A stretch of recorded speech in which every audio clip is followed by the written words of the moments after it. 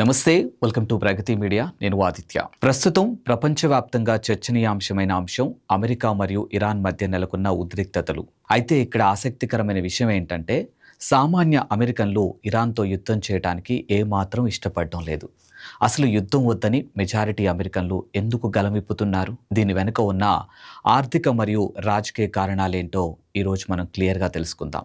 The New York chapter of the American Communist Party has deployed today to the first of what will likely be many anti-war protests in the months ahead to stand against the global pedophile dictatorship's new war with Iran. Under the direction of President మొదటి ప్రధాన కారణం చూసుకుంటే ఆర్థిక వ్యవస్థ ఇప్పటికే America ద్రవ్యోల్బణం సమస్యతో సతమతమవుతూ ఉంది. యుద్ధం అంటూ మొదలైతే భారీగా నిధులు ఖర్చు చేయాల్సి ఉంటుంది. గతంలో జరిగినటువంటి యుద్ధాల వల్ల అమెరికా దాదాపు $1 ట్రిలియన్ కంటే ఎక్కువ నష్టపోయింది. సామాన్య ప్రజలు పన్నుల డబ్బు ఇలా యుద్ధాల కోసం ఖర్చు చేయటం పట్ల అక్కడి మైనారిటీలు మరియు సామాన్యులు తీవ్ర వ్యతిరేకత వ్యక్తం చేస్తున్నారు.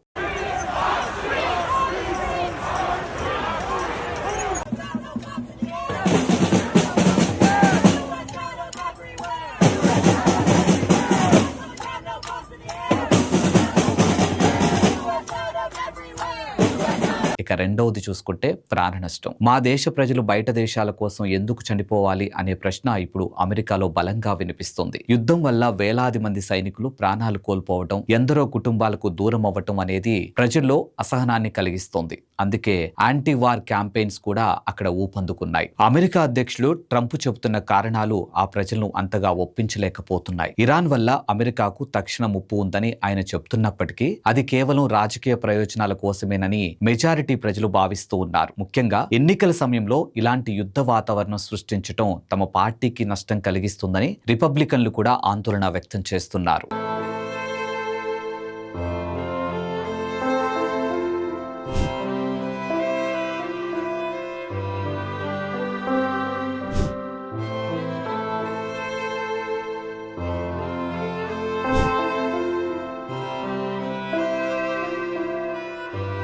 చూశారు కదా, కేవలం సరిహద్దు గొడవలే కాదు, దేశీయ ఆర్థిక పరిస్థితులు మరియు ప్రజల అభిప్రాయాలు కూడా ఒక దేశ నిర్ణయాలను ఎలా ప్రభావితం చేస్తాయో. అందుకే ప్రస్తుతం అమెరికాలో యుద్ధానికి వ్యతిరేకంగా బలమైన గళం వినిపిస్తోంది. దీనిపై మీ అభిప్రాయం ఏంటో కామెంట్ రూపంలో మాకు తెలియచేయండి.